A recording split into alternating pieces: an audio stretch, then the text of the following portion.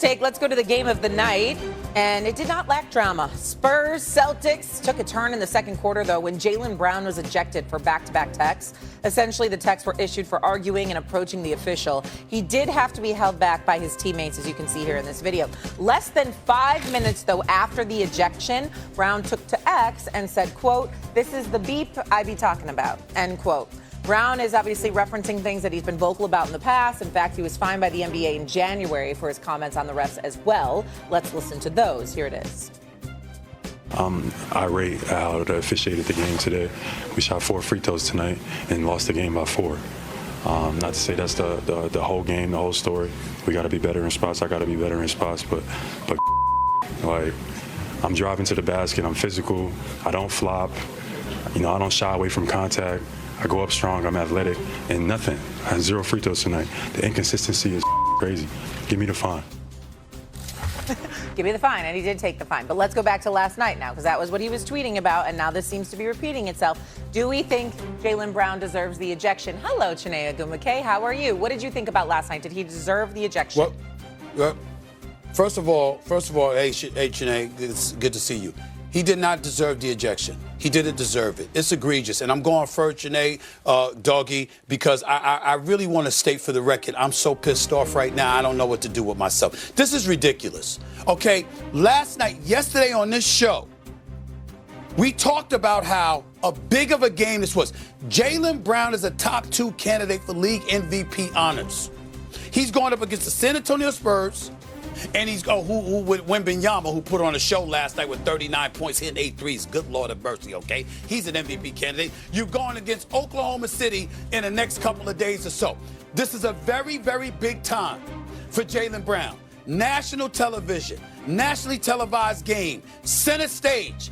And it's the first half, and you're going to eject him because he said something, and then he turned away and pointed at the ref again. Remember, he was pushed.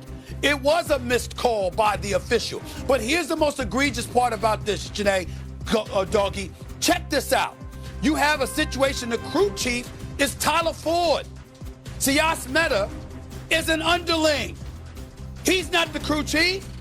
And Tyler Ford missed the call. That was who Jaylen Brown approached.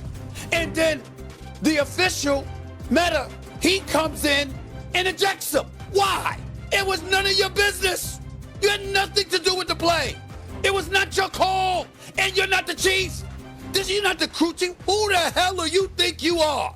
We got a nationally televised game going on with a top 2 candidate for league MVP honors. We want to see Jaylen Brown. We want to see him with Tatum. We want to see what Wembanyama and Castle and Vassell and De'Aaron Fox and these boys do against them. And you leave them shorthanded. Jason Tatum just got back 2 games ago.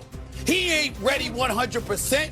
Jaylen Brown's the one that's been leading them. He's the one averaging over 28 a game. He's the one that's taking the bull by the horn. He's the one with the $300 million contract that people were questioning and wondering, is he that dude? Is he ready? And he comes out this season and he's balling out in a nationally televised game for once, the first time in his career, despite 6 appearances in an Eastern Conference Finals, despite 2 appearances in an NBA Finals, despite an NBA championship, despite an NBA Finals MVP, this man was on center stage last night.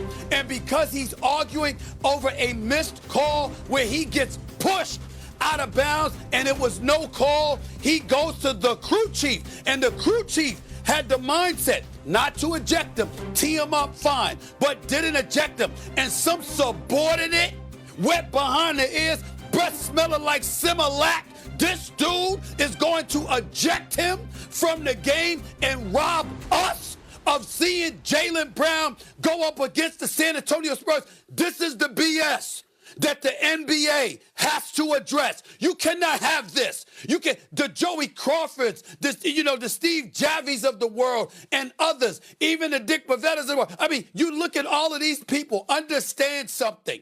They knew what the moment called for. And they would say, hey, we're going to engage in restraint right now. This is a big-time nationally televised game. We're not going to get in the way. Who the hell is Sias Mehta? Who is he? Who the hell is he? You understand? As far as I'm concerned, he should be confined to Wizards games for the rest of the season. It's ridiculous that this man had nothing to do with him. Nothing to do with him. And he's the one that ejects Jaylen Brown when the damn crew chief was the one that was the target of Jaylen Brown's ire, and even he didn't eject him? That's ridiculous. This official should be confined to the Wizards for the rest of the season. Go ahead, y'all. Janae. I don't even know how to respond. That official is somebody's son. So, like, no, but Stephen A. I don't give a damn this You're morning. right. Stephen A., you're right. I was so excited to tune into this matchup for all of the reasons you mentioned. But I also have said that Joe Mazzulla is one of the most, not only best coaches, right, in sports, but also one of the funniest people in press conferences. I don't know if you heard the sound. He said, quote, "I just give a ton of credit to my high school principal. He had the balls to throw a student out. He didn't leave it to the hall monitor." To me, the fact that it was not the official involved on the play that was nearest to the altercation or the situation, that to me was the biggest part that I had an issue with. Now, multiple things can be true. Let me put on my analyst hat.